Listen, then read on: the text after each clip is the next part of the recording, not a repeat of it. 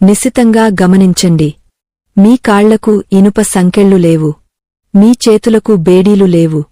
కాని మీ మనసు మాత్రం ఒక కనిపించని భయంకరమైన చెరసాలలో బందీగా ఉంది. ఆశ్చర్యంగా ఉందా? నిజమే. శ్రీకృష్ణ పరమాత్మ భగవద్గీతలో చెప్పినట్లుగా కేవలం ఒక్క ఆలోచన, అవును, మనసులో మెదిలే ఒకే ఒక్క ఆలోచన మనల్ని చక్రవర్తులుగా ఉన్నా సరే బానిసలుగా మార్చేస్తుంది. ఆలోచన ఏమిటి? అది మనల్ని ఎలా పట్టిపీడిస్తుంది అనే పరమ రహస్యాన్ని తెలుసుకుని, ఈ బానిస సంకెళ్లను తెంచుకుని ఒక స్వేచ్ఛా జీవిగా మారడానికి, మీ జీవితాన్ని శాశ్వతంగా మార్చే ఈ వీడియోను దయచేసి చివరి వరకు పూర్తిగా చూడండి. అది ఒక మహాప్రళయానికి సిద్ధమవుతున్న సమయం. కురుక్షేత్ర మహాసంగ్రామభూమి అంతా రక్తపు వాసన చూడడానికి సిద్ధంగా ఉన్నట్లుంది. ఆకాశం మబ్బులతో కప్పబడి సూర్యుడు కూడా మసకబారిపోయాడు. ఇటు 7 అక్షోహినుల సైన్యం, అటు 11 అక్షోహినుల సైన్యం. మధ్యలో రథం ఆపి ఆ పరమాత్మ చిరునవ్వుతో చూస్తున్నాడు. కాని ఆ రథం మీద కూర్చున్న అర్జునుడి పరిస్థితి మాత్రం అందుకు పూర్తి భిన్నంగా ఉంది. అతని చేతిలోని గాండీవం జారిపోతోంది. ఒళ్లంతా చెమటలు పట్టి వణికిపోతున్నాడు. ముఖం పాలిపోయి కళ్లలో నీళ్లు సుడులు తిరుగుతున్నాయి. అర్జునుడు సామాన్యుడు కాదు. 3 లోకాలను జయించగల వీరుడు. శివుడితోనే యుద్ధం చేసిన ధీరుడు. అటువంటి మహావీరుడు ఆ క్షణంలో ఒక చిన్న పిల్లవాడిలా ఎందుకు మారిపోయాడు? అతన్ని అంతలా భయపెట్టిన శత్రువు బయట ఎక్కడో లేడు. అతని మనసులోనే ఉన్నాడు. ఆ శత్రువు పేరే నేను అనే అహంకారం, నా వాళ్లు అనే మమకారం. యుద్ధం ఇంకా మొదలు కాలేదు కాని అర్జునుడి మనసులో అప్పుడే ఓటమి మొదలైపోయింది. తాతలు, తండ్రులు, గురువులు, బంధువులు అందరూ ఎదురుగా నిలబడి ఉన్నారు. వాళ్లను చూసిన వెంటనే అర్జునుడి గుండె బరువెక్కిపోయింది. ఇక్కడ మనం అర్థం చేసుకోవాల్సిన సూక్ష్మమైన విషయం ఒకటుంది. అర్జునుడిని బాధ పెడుతున్నది యుద్ధం చేయడం కాదు. ఆ యుద్ధం చేయడం వల్ల కలిగే ఫలితం నాదే అనే భావన. నేను చంపుతున్నాను, నేను పాపం మూటగట్టుకుంటున్నాను, నా వాళ్లు చనిపోతున్నారు అనే ఈ నేను అనే ఆలోచనే అతన్ని ఉక్కిరిబిక్కిరి చేస్తోంది. ఈ ప్రపంచంలో ప్రతి మనిషి పరిస్థితి ఆ క్షణంలో అర్జునుడిలాగే ఉంటుంది. మనం చేసే ప్రతి పనిలోనూ, ప్రతి ఆలోచనలోనూ ఈ నేను అనే విషం కలిసే ఉంటుంది. నేను సాధించాను అని గర్వపడతాం, లేదా నేను ఓడిపోయాను అని కృంగపోతాం. ఆ సమయంలో కృష్ణుడు అర్జునుడి వైపు చూసిన చూపులో ఎంత జాలి ఉందో అంతకంటే ఎక్కువ గాంభీర్యముంది. అప్పుడు ఆ జగన్నాటక సూత్రధారి అర్జునుడితో మాట్లాడటం మొదలుపెట్టాడు. ఓ అర్జునా, నువ్వు దేని గురించి అయితే బాధపడకూడదో దాని గురించి బాధపడుతున్నావు. పండితులు చనిపోయిన వారి గురించి కాని, బ్రతికి ఉన్న వారి గురించి కాని విచారించరు అని అంటూనే అద్భుతమైన ఆత్మజ్ఞానాన్ని బోధించడం ప్రారంభించాడు. కృష్ణుడు అర్జునుడి భ్రమను తొలగించడానికి ఎంచుకున్న మార్గం అతనికి తన నిజస్వరూపాన్ని తెలియజేయడమే. మనం అనుకుంటాం, మనం చేసే పనులే మనల్ని బంధిస్తాయని. కాని శ్రీకృష్ణుడు అంటాడు, కర్మలు మనల్ని బంధించవు. ఆ కర్మల వెనుక ఉన్న కర్తృత్వ భావన అంటే నేనే చేస్తున్నాను అనే అహంకారమే మనల్ని బంధిస్తుంది అని. ఉదాహరణకు, ఒక సైనికుడు యుద్ధంలో శత్రువును చంపితే అతనికి శిక్ష పడదు. అదే సైనికుడు వ్యక్తిగత ద్వేషంతో పక్కింటివారిని చంపితే ఉరిశిక్ష పడుతుంది. పని ఒకటే, ప్రాణం తీయడం. కాని వెనుక ఉన్న భావన వేరు. సైనికుడి భావన బాధ్యత, వ్యక్తి భావన అహంకారం. అర్జునుడు కూడా ఇప్పుడు ఆ అహంకారపు ఊబిలోనే కూరుకుపోయాడు. శ్రీకృష్ణుడు అర్జునుడికి ఈ సత్యాన్ని బోధించడానికి, విశ్వరూపాన్ని చూపించడానికి ముందు అతని మనసును శుద్ధి చేయాలనుకున్నాడు. విషాదంలో మునిగిపోయిన అర్జునుడికి కర్మయోగం అనే అద్భుతమైన మందును అందించాడు. కర్మణ్యేవాధికారస్తే మా ఫలేషు కదాచన అని చెబుతూ, పని చేయడం వరకే నీ అధికారం, ఫలితమీద నీకు అధికారం లేదు అని స్పష్టం చేశాడు. ఇది వినడానికి చాలా సులభంగా అనిపించవచ్చు. కాని ఆచరణలో పెట్టడం సాధ్యమేనా? మనం చేసే ప్రతి చిన్న పని వెనుక ఒక ఆశ ఉంటుంది, ఒక ఫలితం కావాలనే కోరిక ఉంటుంది. నిజానికి మన దుంహకానికి మూలకారణం మనం ఆశించిన ఫలితం రాకపోవడమే. నేను ఇంత కష్టపడ్డాను, నాకు గుర్తింపు రాలేదు. నేను అంత ప్రేమించాను. నాకు ద్రోహం జరిగింది. నేను ఎంతో సహాయం చేశాను. నన్ను ఎవరు పట్టించుకోవడం లేదు. ఇలా ప్రతిక్షణం నేను, నాది, నాకే అనే ఆలోచనలతో మన మనసు ఒక యుద్ధభూమిలా మారుతుంది.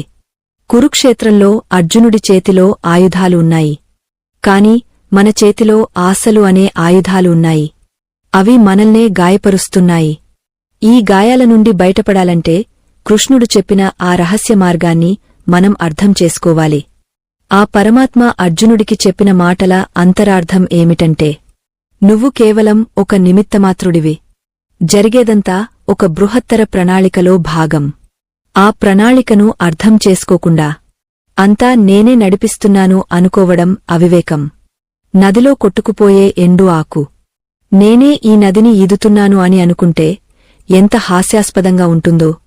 మనిషి కూడా విధి ప్రవాహంలో ఉంటూ నేనే అంతా చేస్తున్నాను అనుకోవడం అంతే హాస్యాస్పదమని కృష్ణుడు సున్నితంగా మందలిస్తున్నాడు.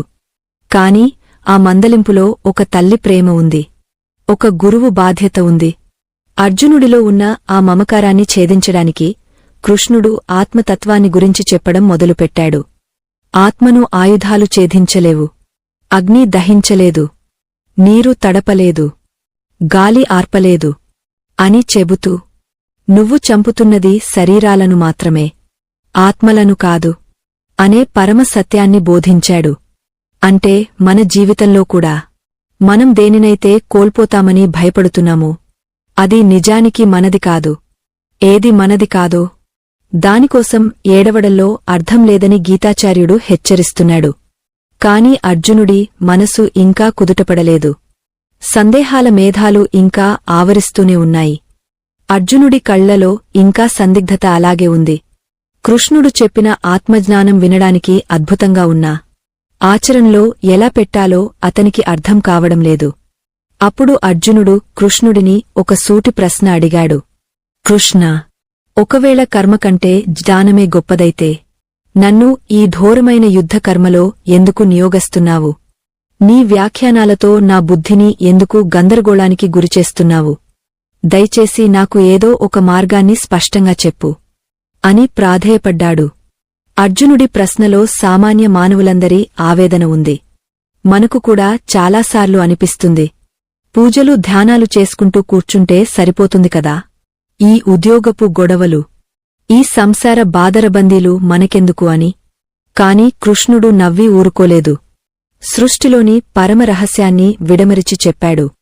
ఓ అర్జునా, ఈ లోకంలో ఏ ప్రాణి కూడా ఒక్క క్షణంపాటు పని చేయకుండా ఉండలేదు.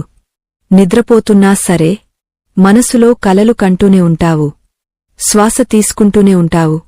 రక్తం ప్రవహిస్తూనే ఉంటుంది. ఇవన్నీ కర్మలే. కాబట్టి కర్మను వదిలేయడం సాధ్యం కాదు. కాని ఆ కర్మను బంధం కాకుండా చేసుకోవడం సాధ్యమే. అదే నిష్కామ కర్మ.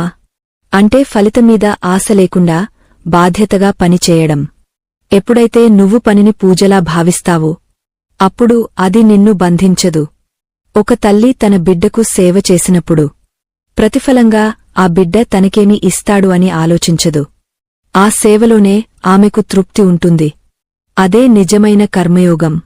కాని మనిషి అహంకారం ఎంత విచిత్రమైనదంటే ప్రకృతి సహజంగా జరిపే పనులను కూడా నేనే చేస్తున్నాను అని భ్రమపడతాడు. కృష్ణుడు ఇక్కడ ఒక అద్భుతమైన విశ్లేషణ చేశాడు. ఇంద్రియాలు తమ పని తాము చేసుకుపోతుంటాయి. కళ్ళు చూస్తాయి, చెవులు వింటాయి, చేతులు పనిచేస్తాయి. ఇవన్నీ ప్రకృతి గుణాల వల్ల జరుగుతున్న క్రియలు. కాని మధ్యలో ఈ అహంకారం దూరబడి నేను చూస్తున్నాను, నేను వింటున్నాను, నేను చేస్తున్నాను అని ఆ క్రియలన్నింటినీ తన ఖాతాలో వేసుకుంటుంది. ఇదే మన బానిసత్వానికి మొదటి మెట్టు. ఎప్పుడైతే నేను చేస్తున్నాను అనుకుంటామో అప్పుడు ఆ పని ఫలితం తాలూకు బరువు కూడా మన నెత్తిమీద పడుతుంది. ఊహించుకోండ్, ఒక వ్యక్తి భారీ బరువును తలమీద పెట్టుకుని రైలులో ప్రయాణిస్తున్నాడు. ఆ బరువును కింద పెట్టినా సరే రైలు మోస్తుంది. తలమీద పెట్టుకున్నా రైలే మోస్తుంది. కాని ఆ మూర్ఖుడు మాత్రం ఆ బరువును నేనే మోస్తున్నాను అనుకుంటూ అనవసరంగా శ్రమపడుతుంటాడు. మన జీవితం కూడా అంతే. ఈ విశ్వం అనే రైలులో మనం ప్రయాణిస్తున్నాం. పరమాత్మ అనే ఇంజిన్ మనల్ని నడిపిస్తోంది. కాని మన సమస్యల బరువును, మన బాధ్యతల బరువును దేవుడి పాదాల దగ్గర పెట్టకుండా నా సమస్య, నా కుటుంబం, నా బాధ్యత అంటూ మన తలమీద మోస్తూ నలిగిపోతుంటాం. శ్రీకృష్ణుడు అర్జునుడికి చెబుతున్నది ఇదే. ఆ బరువును దించి నామీద వెయ్యి, నువ్వు కేవలం యుద్ధం చెయ్యి అని. కాని అర్జునుడికి ఇంకా ఒక అనుమానం తొలగపోలేదు. కృష్ణ, మనిషికి పాపం చేయాలని లేకపోయినా ఎవరో బలవంతంగా నెట్టినట్లుగా ఎందుకు పాపాలు చేస్తున్నాడు అని అడిగాడు. ఈ ప్రశ్న మనందరిదీ. మనకు తెలుసు కోపం మంచిది కాదని, అయినా కోప్పడతాం. మనకు తెలుసు అత్యాశ పనికిరాదని, అయినా ఆశపడతాం. మనకు ఇష్టం లేకపోయినా మనచేత తప్పులు చేయిస్తున్న ఆ శక్తి ఏమిటి అని అర్జునుడు అడిగిన ప్రశ్నకు పరమాత్మ చాలా గంభీరంగా బదులిచ్చాడు. అది బయటి శక్తి కాదు అర్జునా, అది నీలోనే దాగ ఉన్న కామము మరియు క్రోధము. ఇవే నీ అసలైన శత్రువులు. రజోగుణం నుండి పుట్టిన ఈ కోరికలు అగ్నిలాంటివి. ఎంత వేసినా ఇంకా కావాలని మండుతూనే ఉంటాయి. ఎప్పుడైతే మనసులో ఒక కోరిక పుడుతుందో అది తీరకపోతే కోపం వస్తుంది. తీరితే ఇంకా కావాలనే లోభం పుడుతుంది. ఈ కోరికల పొగలో నీ జ్ఞానం కప్పబడిపోయింది. అద్దం మీద దుమ్ము పడితే ప్రతిబింబం ఎలా కనిపించదో, కోరికల దుమ్ము పడితే నీ ఆత్మస్వరూపం నీకు కనిపించడం లేదు. అందుకే నువ్వు బంధువులు స్నేహితులు అని ఏడుస్తున్నావు. నిజానికి అక్కడ ఉన్నది శరీరాలు కాదు, కాలస్వరూపంలో కలిసిపోబోయే ప్రాణాలు. వాటిని నువ్వు ఆపలేవు, చంపలేవు, రక్షించలేవు. ఈ అజ్ఞానాన్ని తొలగించుకోవాలంటే ముందు నీ ఇంద్రియాలను జయించాలి. మనసును బుద్ధితో నియంత్రించాలి. ఆ బుద్ధిని ఆత్మలో నిలపాలి అని కృష్ణుడు ఒక యోగలా బోధించాడు. కాని సాధారణ మనిషికి ఇంద్రియాలను జయించడం అంత సులభమా? కళ్ళు మంచివాటిని చూడకుండా ఉండలేవు. నాలుక రుచికరమైన వాటిని కోరుకోకుండా ఉండలేదు. మరి దీనికి పరిష్కారమేమిటి? కృష్ణుడు దీనికి కూడా ఒక ఉపాయం చెప్పాడు. ఇంద్రియాలను అణిచివేయడం కాదు, వాటిని దైవకార్యంలో వినియోగించడం. కళ్లతో భగవంతుని రూపాన్ని చూడు, చెవులతో ధర్మ విషయాలను విను. అప్పుడు ఇంద్రియాలు నీకు శత్రువులుగా కాకుండా మిత్రులుగా మారుతాయి. అర్జునుడి ముఖంలో కొద్దిగా ప్రశాంతత కనిపించింది. కాని యుద్ధం చేయడానికి కావలసిన తెగువ ఇంకా రాలేదు. ఎందుకంటే ఇంకా అతనిలో నేను పాపం చేస్తున్నాను అనే భయం పోలేదు. అప్పుడు కృష్ణుడు అతనికి కర్మ సిద్ధాంతం యొక్క లోతులను చూపించడానికి సిద్ధమయ్యాడు. కర్మ ఎప్పుడు వికర్మగా మారుతుంది, ఎప్పుడు అకర్మగా మారుతుంది అనే క్లిష్టమైన విషయాలను చాలా సరళంగా వివరించడం మొదలుపెట్టాడు. ఒక జ్ఞాని పనిచేస్తున్నా ఎలా విశ్రాంతిలో ఉంటాడు, ఒక అజ్ఞాని విశ్రాంతి తీసుకుంటున్నా మనసులో ఎలా పనిచేస్తూ అలసిపోతాడు అనే విషయాన్ని కళ్లకు కట్టినట్లు చెప్పాడు. ఆ వివరణ వింటుంటే అర్జునుడి రోమాలు నిక్కబొడుచుకున్నాయి. ఆ పరమాత్మవాక్కు ప్రవాహంలా సాగుతోంది. ఓ పార్థ, యజ్ఞం కోసం చేసే పని బంధించదు, మిగిలినవన్నీ బంధిస్తాయి. పూర్వం ప్రజాపతి బ్రహ్మ యజ్ఞంతో పాటే ప్రజలను సృష్టించి ఈ యజ్ఞం ద్వారానే మీరు వృద్ధి చెందండి అని చెప్పాడు. అంటే ఒకరికోసం ఒకరు త్యాగం చేసుకోవడమే యజ్ఞం. చెట్టు పండును తన కోసం ఉంచుకోదు, నది నీటిని తన కోసం తాగదు, గోవు పాలను తన కోసం ఇవ్వదు. ప్రకృతి అంతా త్యాగం అనే యజ్ఞం మీదే నడుస్తోంది. కాని మనిషి మాత్రం అంతా నాకే కావాలి అని అంటున్నాడు. ప్రకృతికి విరుద్ధంగా వెళ్తున్నాడు కాబట్టే మనిషికి ఇంత దున్హకం, ఇంత అశాంతి. నువ్వు ఈ యుద్ధాన్ని నీకోసం చేయడం లేదు, ధర్మం కోసం చేస్తున్నావు, లోక కళ్యాణం కోసం చేస్తున్నావు. అప్పుడు అది హింస కాదు, అది ఒక పవిత్రమైన యజ్ఞం. ఈ మాటలు అర్జునుడి గుండెల్లో నాటుకుపోయాయి. ఇన్నాళ్లూ తన స్వార్థం కోసమే రాజకాంక్షతో యుద్ధం చేస్తున్నానేమో అనే చిన్న అనుమానం అతనికి ఉండేదే. కాని కృష్ణుడు ఆ అనుమానాన్ని పటాపంచలు చేశాడు.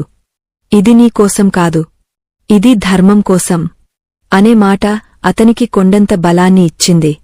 కాని ఇంతలోనే మరో సందేహం. కృష్ణ, నువ్వు చెప్పేది వింటుంటే జ్ఞానం అన్నింటికంటే గొప్పదనిపిస్తోంది. మరి ఆ జ్ఞానాన్ని పొందడం ఎలా? దానికి గురువు ఎవరు? ఆ గురువును ఎలా గుర్తించాలి? అని అమాయకంగా అడిగాడు. జగద్గురువు పక్కనే ఉండి గురువు కోసం వెతుకుతున్న అర్జునుడిని చూసి కృష్ణుడు చిరునవ్వు నవ్వాడు.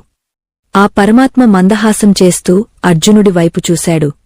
ఓ పార్థ, ఏ జ్ఞానాన్ని పొందితే మనిషి మళ్లీ మోహంలో పడడో అటువంటి దివ్యజ్ఞానాన్ని నీకు ప్రసాదిస్తాను విను. శ్రద్ధ ఉన్నవాడే జ్ఞానాన్ని పొందుతాడు. ఇంద్రియ నిగ్రహం కలవాడే ఆ జ్ఞానాన్ని నిలబెట్టుకోగలడు. కాని సంశయం ఉన్నవాడు మాత్రం ఇహలోకంలోనూ పరలోకంలోనూ సుఖపడలేడు. జ్ఞానం అనే కత్తితో నీ మనసులోని అజ్ఞానపు పొరలను చీల్చి పక్కన పారేయి. లేవయ్యా అర్జునా, యుద్ధానికి సిద్ధం కా అని గంభీరంగా గర్జించాడు. శ్రీకృష్ణుడి మాటలు వింటుంటే ఒకవైపు అర్జునుడికి కర్తవ్యం బోధపడుతోంది. కాని మరోవైపు కర్మను చేయమంటాడు. మళ్లీ కర్మను వదిలి జానివి కమ్మంటాడు. ఈ రెండు పరస్పర విరుద్ధమైన విషయాల మధ్య అతని బుద్ధి ఉయ్యాలుగుతోంది. నిజానికి మన జీవితం కూడా ఇంతే కదా. ఒకవైపు సంసార బాధ్యతలు, ఉద్యోగపు ఒత్తిళ్లు, మరోవైపు ప్రశాంతంగా ఉండాలనే తపన. ఈ రెండింటి మధ్య సమతుల్యత ఎలా సాధించాలో తెలియక మనం నిత్యం సతమతమవుతూ ఉంటాం. కృష్ణుడు ఇక్కడ ఒక గొప్ప రహస్యాన్ని విప్పాడు. కర్మను సన్యసించడం కంటే కర్మఫలాన్ని సన్యసించడం మిన్న. అంటే పనిని వదిలేయడం ముఖ్యం కాదు. ఆ పనివల్ల వచ్చే లాభనష్టాలను భగవంతుడికి వదిలేయడమే ముఖ్యం. బురదలో ఉన్న తామర పువ్వుకు బురద అంటనట్లుగా ఈ ప్రపంచంలో ఉంటూనే దేనికి అంటకుండా జీవించడం ఎలాగో కృష్ణుడు నేర్పిస్తున్నాడు. అదే అసలైన యోగం. అర్జునుడు అడిగాడు, కృష్ణ, ఎవరు అసలైన యోగా? అడవుల్లో కూర్చుని తపస్సు చేసేవాడా, లేక రాజ్యంలో ఉండి యుద్ధం చేసేవాడా అని. అప్పుడు కృష్ణుడు చెప్పిన సమాధానం మనందరి కళ్ళు తెరిపిస్తుంది. ఎవరి మనసులో అయితే ఎలాంటి కోరికలు ఉండవో, ఎవరు సుఖదున్హకాలకు అతీతంగా ఉంటారో, ఎవరు మట్టి గడ్డను బంగారాన్ని సమానంగా చూస్తారో ఆయనే నిజమైన యోగా. యోగా అంటే కేవలం కాషాయ వస్త్రాలు కట్టుకున్నవాడు కాదు. కర్మఫలాన్ని ఆశించకుండా తన బాధ్యతను సక్రమంగా నిర్వర్తించే ప్రతి ఒక్కరూ యోగులే. పని చేసేటప్పుడు పనిలో నిమగ్నమాయ్ ఫలితం వచ్చినప్పుడు దాన్ని ప్రసాదంగా స్వీకరించే మనస్తత్వం అలవరుచుకోవాలి. ఇక్కడ మనం ఒక లోతైన ప్రశ్న వేసుకోవాలి. ఊహించుకోండ్, మీరు కూడా అర్జునుడిలాగే ఒక పెద్ద ధర్మసంకటంలో ఉన్నారు. ఒకవైపు మీ కుటుంబం, మరోవైపు మీరు నమ్మిన సిద్ధాంతం. ఏది ఎంచుకోవాలో తెలియని స్థితిలో మీరు ఎవరికి ప్రాధాన్యత ఇస్తారు? మీ మనసు చెప్పే మాట వింటారా, లేక ధర్మం చెప్పే బాటలో నడుస్తారా? మీ అభిప్రాయాన్ని తప్పకుండా వ్యాఖ్యల ద్వారా, అంటే కామెంట్ ద్వారా మాకు తెలియజేయండి. ఎందుకంటే మీ ఆలోచనలే మీ వ్యక్తిత్వాన్ని నిర్మిస్తాయి. ఈ దివ్యజ్ఞానం కేవలం అర్జునుడి కోసం కాదు. ఇది ప్రతి మనిషిలోని అంతరంగాన్ని మేల్కొల్పడానికి పుట్టిన వేదం. కృష్ణుడు ఇంకా వివరిస్తున్నాడు. ఓ అర్జునా, మనసే మనకు మిత్రుడు, మనసే మనకు శత్రువు. ఎవరైతే తన మనసును జయిస్తాడో అతనికి మనసు మిత్రుడిగా మారి ఉన్నత శిఖరాలకు చేరుస్తుంది. ఎవరైతే మనసు చేతిలో ఓడిపోతారో వారికి ఆ మనసే శత్రువై నరకప్రాయమైన జీవితాన్ని ఇస్తుంది. గాలిలేని చోట దీపం ఎలా నిలకడగా ఉంటుందో యోగ మనసు కూడా అలా నిశ్చలంగా ఉండాలి. కాని ఈ మనసు చాలా చంచలమైనది కదా కృష్ణ. దీన్ని నిగ్రహించడం గాలిని బంధించినంత కష్టం కదా అని అర్జునుడు తన అసక్తతను వ్యక్తం చేశాడు. అప్పుడు కృష్ణుడు చెప్పిన మార్గం అభ్యాసం మరియు వైరాగ్యం. అభ్యాసం అంటే పదే పదే ప్రయత్నించడం. వైరాగ్యం అంటే పనికిరాని విషయాలమీద ఆసక్తిని వదులుకోవడం. ఈ రెండు ఉంటే ఎంతటి కఠినమైన మనసునైనా లొంగదీసుకోవచ్చు. ఒక శిల్పి రాయిని చెక్కి శిల్పంలా మార్చినట్లు మనం కూడా నిత్య అభ్యాసంతో మన మనసును ఒక దివ్య స్వరూపంగా మార్చుకోవచ్చు. ఈ ప్రయాణంలో ఓటములు ఎదురవ్వవచ్చు. కాని భయపడకూడదు. యోగ భ్రష్టుడైనవాడుకూడా మళ్లీ పుణ్యాత్ముల ఇంట్లో పుట్టి తన సాధనను కొనసాగస్తాడని కృష్ణుడు అభయాన్ని ఇచ్చాడు. అంటే మనం చేసే ఏ చిన్న ప్రయత్నం కూడా వృధా కాదు. ప్రతి అడుగు మనల్ని ఆ పరమాత్మకు దగ్గర చేస్తుంది. ఈ దివ్యజ్ఞాన ప్రవాహంలో తడుస్తున్న కొద్దీ అర్జునుడిలోని భయం క్రమంగా తొలగపోతోంది. కాని తన ఎదురుగా ఉన్న ఈ కృష్ణుడు కేవలం తన స్నేహితుడు మాత్రమేనా, లేక అంతకు మించిన సక్తా అనే సందేహం అతనిలో మొదలైంది.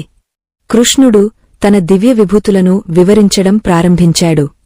సర్వప్రాణుల హృదయాలలో ఉన్న ఆత్మను నేనే, సృష్టి స్థితి లయలకు కారకుడిని నేనే, వెలుగునిచ్చే సూర్యుడిని నేనే, వేదాలలో సామవేదాన్ని నేనే అని చెబుతుంటే అర్జునుడికి అనంతమైన విశ్వం కళ్లముందే కనిపిస్తున్నట్లు అనిపించింది.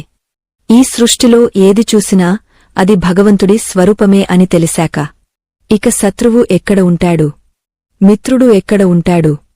మనం కూడా తరచుగా మన చుట్టూ ఉన్న మనుషులను, పరిస్థితులను చూసి కుంచించుకుపోతుంటాం. కాని ఈ ప్రపంచమంతా ఆ పరమాత్మ క్రీడ అని తెలిస్తే ఏదీ మనల్ని బాధించదు. ఆ పరంధాముడు ప్రతి అణువులోనూ ఉన్నాడు. ఆయనే నడిపిస్తున్నాడు, ఆయనే అనుభవిస్తున్నాడు. ఈ సత్యాన్ని గ్రహించిన రోజే మనకు నిజమైన స్వేచ్ఛ లభిస్తుంది. బానిసత్వం అంటే బయటి సంకెళ్ళు కాదు, భగవంతుడిని మర్చిపోయి నేనే సర్వస్వం అనుకోవడమే అతి పెద్ద బానిసత్వం. ఆ బానిసత్వం నుండి బయటపడాలంటే ఈ జ్ఞానాన్ని ఇతరులకు కూడా పంచాలి. ఈ దివ్య సందేశం మరొకరి జీవితంలో వెలుగునిస్తుందని మీరు భావిస్తే దీన్ని ధర్మ ప్రచారంగా భావించి 10 మందితో పంచుకోండి.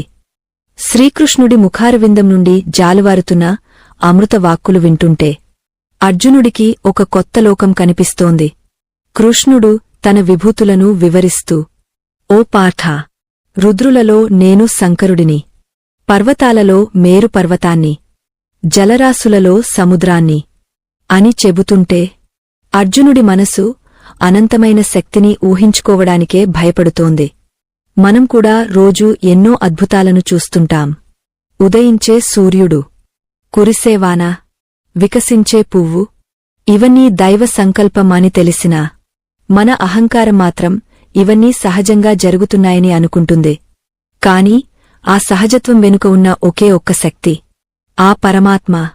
కృష్ణుడు ఇంకా వివరిస్తూ, ఓ అర్జునా, పుట్టుక నేనే, చావు నేనే, కీర్తి నేనే, క్షమ నేనే, బుద్ధి నేనే అని గంభీరంగా చెబుతున్నాడు.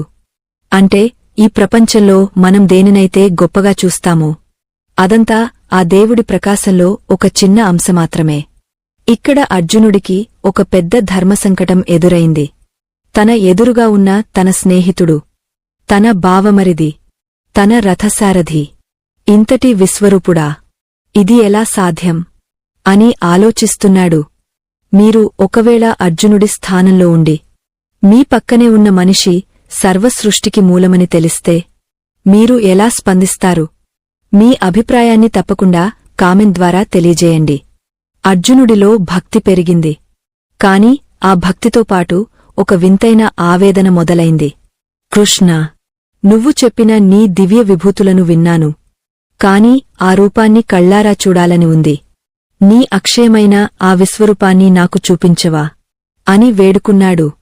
ఇది సామాన్యమైన కోరిక కాదు. పరమాత్మను ప్రత్యక్షంగా చూడటం అంటే అజ్ఞానం పూర్తిగా నశించడమే. కృష్ణుడు నవ్వి, ఓ అర్జునా, నీ చర్మ చక్షువులతో నన్ను చూడలేవు. నీకు దివ్య చక్షువులను ప్రసాదిస్తాను అని అంటూ తన విశ్వరూపాన్ని ప్రదర్శించడం మొదలుపెట్టాడు. ఆ రూపం ఎలా ఉందంటే కోటి సూర్యులు ఒక్కసారిగా ఉదయిస్తే ఎంత వెలుగు ఉంటుందో అంతటి కాంతి. అర్జునుడు చూస్తున్నాడు. ఆ రూపంలో వేల కొద్దీ ముఖాలు, వేల కొద్దీ కళ్ళు, అనంతమైన చేతులు, ఆకాశం నుండి పాతాళం వరకు వ్యాపించి ఉన్న ఆ విరాట్ స్వరూపంలో సమస్త దేవతలు, పితృదేవతలు, సిద్ధులు అందరూ కనిపిస్తున్నారు. అంతా ఆశ్చర్యం. కాని అంతలోనే ఒక భయంకరమైన దృశ్యం అర్జునుడిని గగుర్పొడిచేలా చేసింది.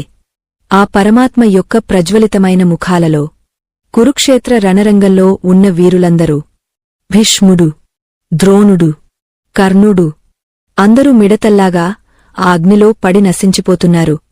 వాళ్లందరి శరీరాలు ఆ పళ్ల మధ్య నలిగిపోతున్నాయి. అర్జునుడు భయంతో వణికిపోతూ, స్వామీ, ఎవరు నువ్వు? ఇంత భయంకరంగా ఉన్నావు. నీ అసలు ఉద్దేశ్యమేమిటి అని కేకలు వేశాడు. అప్పుడు ఆ విశ్వరూపుడు గంభీరమైన స్వరంతో పలికాడు. నేను లోకాలను అంతం చేసే కాలస్వరూపుడిని. ఇప్పుడు ఈ వీరులందరినీ అంతం చేయడానికి సిద్ధమయ్యాను. నువ్వు యుద్ధం చేసినా చేయకపోయినా వీరెవ్వరూ బ్రతికి ఉండరు. ఎందుకంటే వీరంతా నా చేత అప్పుడే చంపబడ్డారు. నువ్వు కేవలం ఒక నిమిత్తమాత్రుడివిగా ఉండు. ఈ విజయాన్ని పొందు, కీర్తిని సంపాదించు అని ఆజ్ఞాపించాడు. అంటే జరగబోయేది ముందే నిర్ణయించబడింది. మనం కేవలం ఆ నాటకంలో పాత్రధారులం మాత్రమే. ఈ సత్యం తెలిసాక అర్జునుడి అహంకారం పూర్తిగా కరిగిపోయింది. నేనే చంపుతున్నాను అనుకోవడం ఎంత మూర్ఖత్వమో అతనికి అర్థమైంది. మనం కూడా మన జీవితంలో నేను కష్టపడ్డాను కాబట్టే నా పిల్లలు బాగున్నారు, నేను సంపాదించాను కాబట్టే ఇల్లు గడుస్తోంది అని బీరాలు పలుకుతుంటాం. కాని నిజానికి నడిపించేవాడు మరొకడు ఉన్నాడనే స్పృహ మనకు ఉండదు. ఎప్పుడైతే మనం నిమిత్తమాత్రులం అని గుర్తిస్తామో అప్పుడు మన నెత్తిమీద ఉన్న భారం అంతా దిగపోతుంది. చేసే పనిమీద ఏకాగ్రత పెరుగుతుంది. ఎందుకంటే ఫలితం మన చేతుల్లో లేదని మనకు ముందే తెలుసు. అర్జునుడు ఆ విశ్వరూపాన్ని చూసి తట్టుకోలేకపోయాడు. స్వామీ, నీ పాత రూపాన్నే నాకు చూపించు. నిన్ను స్నేహితుడిగా భావించి నేను చేసిన తప్పులను క్షమించు అని వేడుకున్నాడు. కృష్ణుడు తన సౌమ్య రూపాన్ని ధరించి అర్జునుడిని ఓదార్చాడు. ఓ పార్థ, ఈ రూపం చూడటం ఎవరికీ సాధ్యం కాదు. కేవలం అనన్యమైన భక్తి ఉన్నవాడికి మాత్రమే నేను ఇలా లొంగుతాను అని చెప్పాడు. భక్తి అంటే కేవలం పూజలు చేయడం కాదు, సర్వప్రాణులలో భగవంతుడిని చూడటం, ఎవరిమీద ద్వేషం లేకుండా ఉండటం, భగవంతుడి పట్ల సంపూర్ణ శరణాగతి కలిగి ఉండటమే నిజమైన భక్తి. ఈ దివ్య ప్రయాణంలో మనం తెలుసుకోవాల్సింది ఒక్కటే: మన చుట్టూ ఉన్న ప్రపంచం మనల్ని బంధించడం లేదు, మన ఆలోచనలే మనల్ని బంధిస్తున్నాయి. ఈ బానిసత్వం నుండి బయటపడాలంటే మన పనిని భగవంతుడికి అర్పించాలి. ఈ జ్ఞానాన్ని ఇతరులకు పంచడం వల్ల కలిగే పుణ్యం అంతా ఇంతా కాదు. ఈ దివ్యజ్ఞానం మరొకరికి వెలుగునిస్తుందని మీరు భావిస్తే దీన్ని ధర్మ ప్రచారంగా భావించి 10 మందితో పంచుకోండి.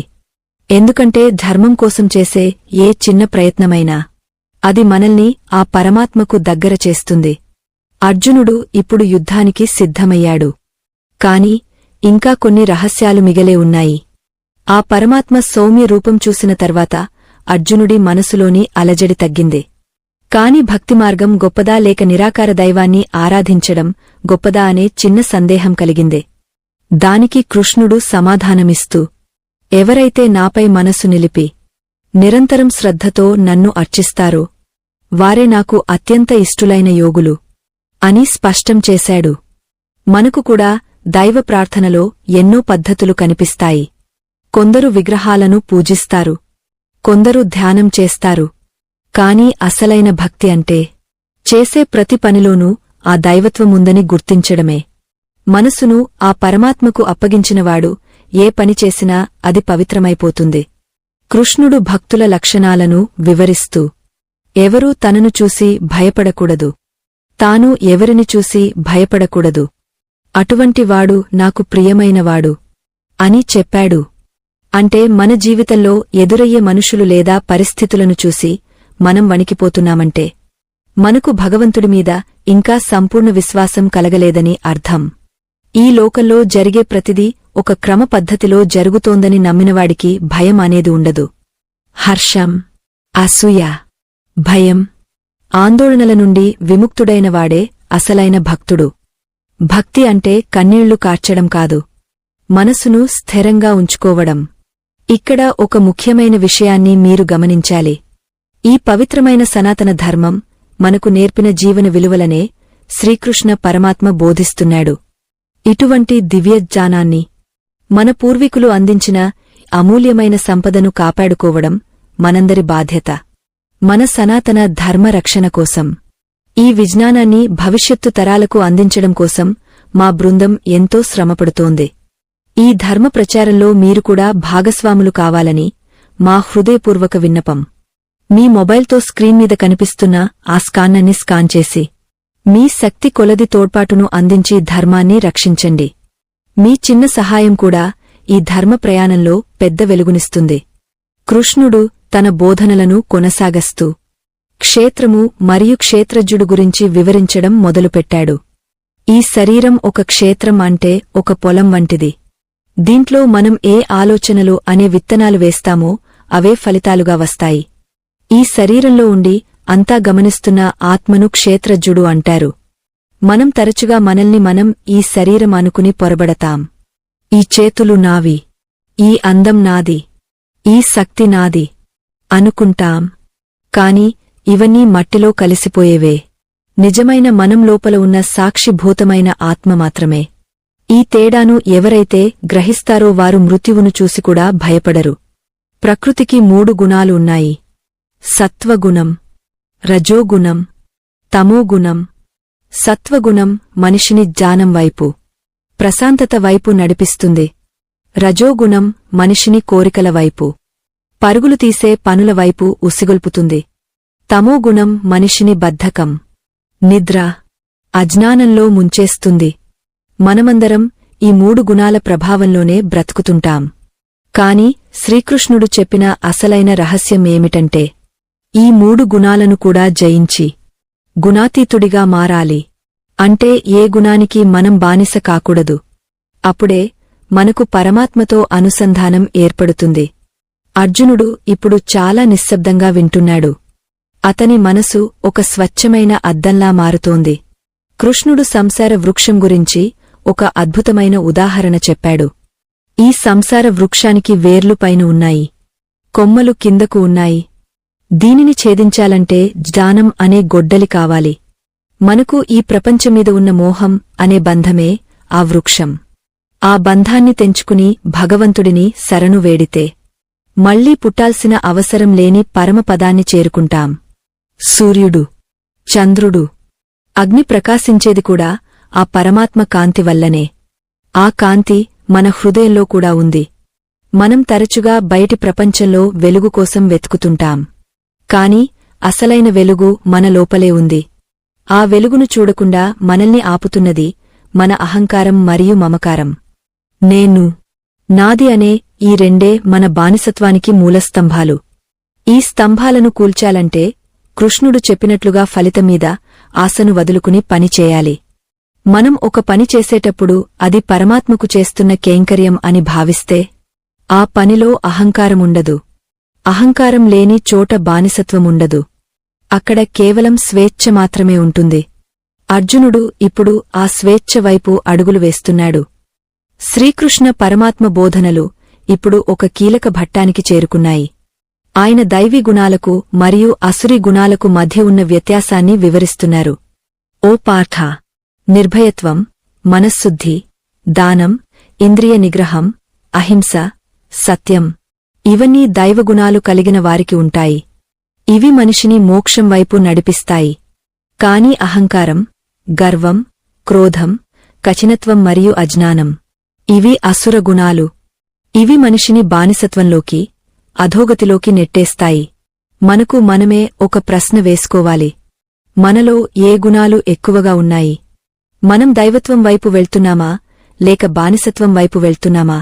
కృష్ణుడు ఒక హెచ్చరిక కూడా చేశాడు. ఈ నరకానికి 3 ద్వారాలు ఉన్నాయి. అవి కామము, క్రోధము మరియు లోభము. ఈ మూడింటిని ఎవరైతే వదులుకుంటారో వారే ఆత్మశ్రేయస్సును పొందగలరు. అంటే మన సర్వనాశనానికి బయటెవరో శత్రువులు అవసరం లేదు. మనలోని కోరికలు, మన కోపం, మన అత్యాశ చాలు. ఇవే మనల్ని ఈ సంసార చక్రంలో బంధించి ఉంచుతాయి.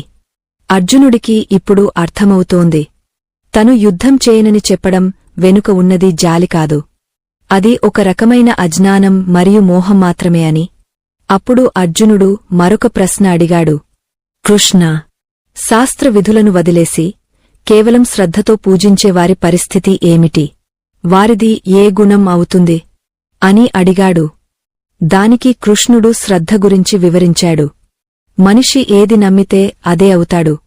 సాత్విక శ్రద్ధ కలవారు దేవతలను పూజిస్తారు.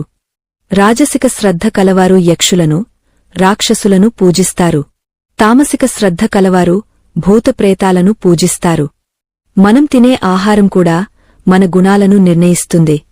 ఆయువును, బలాన్ని ఇచ్చే సాత్విక ఆహారం తీసుకోవడం వల్ల మనసు ప్రశాంతంగా ఉంటుంది. ఈ మాటలు వింటుంటే మనకు అనిపిస్తుంది, మనం చేసే ప్రతి చిన్న పని వెనుక ఇంత గూజార్థముందా అని. అవును, మనం మాట్లాడే మాట కూడా ఒక తపస్సులాంటిది. ఎవరినీ బాధించకుండా సత్యమైన, ప్రియమైన మాటలు మాట్లాడటం వాక్కుకు సంబంధించిన తపస్సు. మనసును ప్రశాంతంగా ఉంచుకోవడం మనస్సుకు సంబంధించిన తపస్సు. ఇవన్నీ పాటించినప్పుడే మనిషిలో ఉన్న అహంకారం కరిగిపోతుంది. అహంకారం లేని మనిషిని ఈ ప్రపంచంలో ఏదీ బంధించలేదు. బానిసత్వం అనేది మనసులోనే మొదలవుతుంది, మనసులోనే అంతమవుతుంది. శ్రీకృష్ణుడు ఇప్పుడు త్యాగం మరియు సన్యాసం గురించి వివరిస్తున్నాడు. పనిని వదిలేయడం త్యాగం కాదు, పనిలో ఉన్న ఫలితాన్ని వదిలేయడమే అసలైన త్యాగం. ఒక యజ్ఞం చేసినా, దానం చేసినా, తపస్సు చేసినా అది నా బాధ్యత అని చేయాలి తప్ప దీనివల్ల నాకు ఏదో లాభం కలగాలి అని చేయకూడదు. ఫలితం మీద ఆశ పెట్టుకున్న ప్రతివాడు ఆ ఫలితానికి బానిస అవుతాడు.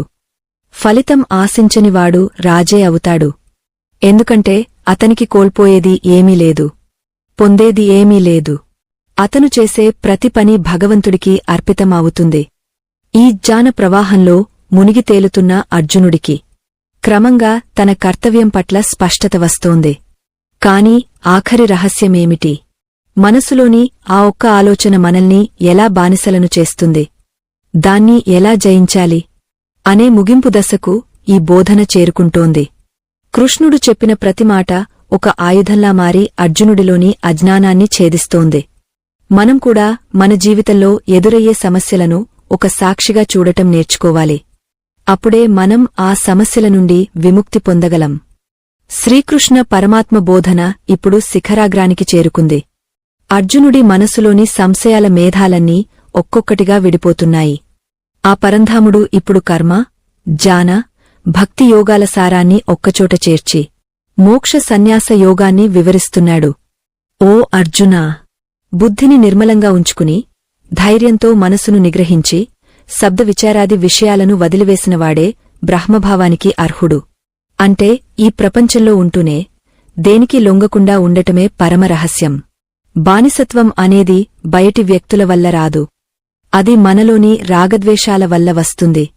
మనం ఒకరిని ఇష్టపడితే వారి ప్రేమకు బానిసలవుతాం, ఒకరిని ద్వేషిస్తే ఆ కోపానికి బానిసలవుతాం. ఈ రెండింటికి దూరంగా సాక్షిగా ఉండటమే యోగం. కృష్ణుడు ఇక్కడ ఒక అద్భుతమైన మాట చెప్పాడు. ఓ పార్థ, అన్ని ధర్మాలను వదిలి నన్ను ఒక్కడినే శరణు వేడు. నేను నిన్ను అన్ని పాపాల నుండి విముక్తుడిని చేస్తాను. భయపడకు అని అభయమిచ్చాడు.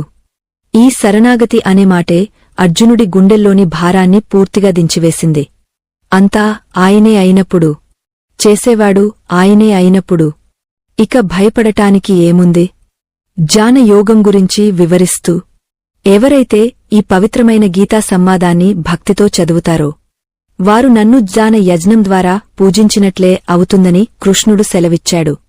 అలాగే ఈ దివ్య రహస్యాన్ని ఎవరైతే నా భక్తులకు బోధిస్తారో వారు నాకు అత్యంత ప్రియమైనవారు, వారికంటే నాకు ఇష్టులైనవారు ఈ భూమిమీద మరెవ్వరూ ఉండరు అని పరమాత్మ ప్రకటించాడు. ఈ మాటలు వింటుంటే మనకు ఎంతటి అదృష్టం కలిగిందో అర్థమవుతుంది. ఈ దివ్యజ్ఞానాన్ని మనం తెలుసుకోవడమే కాదు, 10 మందికి పంచడం అనేది ఒక గొప్ప సేవ. ముగింపునకు ముందు మన సనాతన ధర్మం యొక్క గొప్పతనాన్ని ప్రపంచానికి చాటి చెప్పడానికి, మన సంస్కృతిని కాపాడుకోవడానికి మేము చేస్తున్న ఈ చిన్న ప్రయత్నంలో మీరు తోడ్పడండి. మన ధర్మ రక్షణ కోసం, భవిష్యత్ తరాలకు ఈ జ్ఞానాన్ని నిలపడం కోసం. మొబైల్తో స్క్రీన్ మీద ఉన్న ఆ స్కాన్నని స్కాన్ చేసి మీ వంతు సహకారాన్ని అందించండి. ధర్మో రక్షతి రక్షితః. మనం ధర్మాన్ని రక్షిస్తే ఆ ధర్మం మనల్ని కాపాడుతుంది. మీ ఒక్క చిన్న అడుగు ధర్మ ప్రచారంలో ఒక పెద్ద మార్పుకు కారణమవుతుంది. అర్జునుడు ఇప్పుడు చేతులు జోడించి వినయంగా నిలబడ్డాడు. అతని కళ్లలో ఇప్పుడు దున్హకం లేదు, అజ్ఞానం లేదు, కేవలం ఒక నిశ్చయమైన కర్తవ్యబోధ ఉంది. కృష్ణ, నీ అనుగ్రహం వల్ల నా మోహం నశించింది, నాకు జ్ఞానం లభించింది, నా సందేహాలన్నీ తొలగపోయాయి. నువ్వు ఏది చెబితే అది చేయడానికి సిద్ధంగా ఉన్నాను అని స్పష్టం చేశాడు. అంటే ఒక బానిసగా ఉన్న అర్జునుడు ఇప్పుడు ఒక యోగిగా, ఒక ధర్మపోరాట వీరుడిగా మారిపోయాడు. ఈ మార్పుకు కారణం ఆ ఒక్క ఆలోచనే. ఆలోచన ఏమిటో ఇప్పుడు తెలుసుకుందాం. శ్రీకృష్ణ పరమాత్మ అర్జునుడిని యుద్ధానికి సమాయత్తం చేస్తూ ఆఖరి సత్యాన్ని ఆవిష్కరించాడు. మనల్ని బానిసలుగా చేసే ఆ ఒక్క ఆలోచన ఏమిటో తెలుసా? అది నేను చేస్తున్నాను అనే కర్తృత్వ భావన. ఎప్పుడైతే మనిషి ఈ పని నాది, ఈ ఫలితం నాది, ఇది నేనే చేశాను అని అనుకుంటాడో అప్పుడే అతను ఆ పనికి, ఆ ఫలితానికి బానిస అయిపోతాడు. ఈ అహంకారమే మనల్ని భయంలోకి, ఒత్తిడిలోకి నెట్టివేస్తుంది. దీనిని ఛేదించడానికి మీరు పని చేసేటప్పుడు మనసులో చేయాల్సిన ఆ చిన్న మార్పు ఏమిటంటే, నేను కేవలం ఒక నిమిత్తమాత్రుడిని, నా ద్వారా ఆ భగవంతుడే ఈ పనిని చేయిస్తున్నాడు అని అనుకోవడం. ఈ ఒక్క ఆలోచన మీ అహంకారాన్ని కరిగించి మిమ్మల్ని స్వేచ్ఛా జీవులుగా మారుస్తుంది. ధృతరాష్ట్రుడికి కురుక్షేత్ర సంగ్రామ విశేషాలను వినిపిస్తున్న సంజయుడు చివరగా ఇలా అన్నాడు: ఎక్కడైతే యోగేశ్వరుడైన శ్రీకృష్ణుడు ఉంటాడో, ఎక్కడైతే గాండివధారి అయిన అర్జునుడు ఉంటాడో, అక్కడ సంపద, విజయం, విభూతి మరియు ధర్మం నిశ్చయంగా ఉంటాయి. ఇది ముమ్మాటికి నిజం. మన జీవితంలో కూడా కృష్ణుడు అనే జ్ఞానాన్ని, అర్జునుడు అనే క్రియను జోడిస్తే విజయం మనల్ని వరిస్తుంది. భగవద్గీత కేవలం ఒక పుస్తకం కాదు, అది మన జీవితాన్ని దివ్యంగా తీర్చిదిద్దుకునే ఒక మార్గదర్శి. మనసులోని బానిస సంకెళ్లను తెంచుకుని పరమాత్మ వైపు నడిపించే ఒక దివ్యనౌక. ఈ దివ్యజ్ఞాన ప్రయాణంలో మీరు మాతో ఇంతవరకు కలిసి నడిచినందుకు ధన్యవాదాలు. సనాతన ధర్మం అందించిన ఇటువంటి గొప్ప విలువలను కాపాడుకోవడం మనందరి బాధ్యత. మన సంస్కృతిని, మన ధర్మాన్ని రక్షించే ఈ పవిత్ర కార్యంలో మా బృందానికి మీ వంతు తోడ్పాటును అందించండి. మీ మొబైల్తో స్క్రీన్ మీద ఉన్న స్కానర్ని స్కాన్ చేసి ధర్మరక్షణ కోసం మీ శక్తి కొలది సహాయం చేయండి. మీ సహకారం మన సనాతన ధర్మజ్యోతిని ఎల్లవేళలా వెలిగేలా చేస్తుంది. ఈ లోకంలో జ్ఞానంతో సమానమైన పవిత్రమైనది ఏదీ లేదు. ఆ జ్ఞానాన్ని పొందినవాడే నిజమైన ధన్యుడు. నేను చేస్తున్నాను అనే భ్రాంతిని వీడి అంతా దైవేచ్ఛ అని భావించేవాడికి ఈ లోకంలో ఏ భయమూ ఉండదు, ఏ బంధమూ ఉండదు. ఆ స్థితిని చేరుకోవడమే మానవ జీవిత పరమార్థం. కృష్ణుడు చూపిన బాటలో నడుస్తూ, మన బాధ్యతలను నిష్కామంగా నెరవేరుస్తూ లోక కళ్యాణానికి తోడ్పడదాం. ఈ వీడియోలోని సందేశం మీకు నచ్చినట్లయితే మన ధర్మాన్ని 10 మందికి చేరవేయడానికి దీన్ని షేర్ చేయండి. అలాగే మన ఛానల్లో ఉన్న మరిన్ని ఆధ్యాత్మిక రహస్యాలను తెలిపే మరొక ప్రత్యేక వీడియోను ఇప్పుడే ఇక్కడ క్లిక్ చేసి చూడండి. అది మీ జీవితానికి మరో కొత్త వెలుగునిస్తుంది. యత్ర యోగేశ్వరః కృష్ణో యత్ర పార్థో ధనుర్ధరః తత్ర శ్రీర్విజయో భూతిర్ధ్రువ నీతిర్మతిర్మమ. ఆ పరమాత్మ దయ అందరిమీద ఉండాలని కోరుకుంటూ ధర్మం కోసం నిలబడదాం, ధర్మాన్ని కాపాడుకుందాం. ఈ దివ్యజ్ఞానం మీ హృదయాలలో నిరంతరం వెలుగుతూ ఉండాలని ఆకాంక్షిస్తున్నాను. స్వస్తి.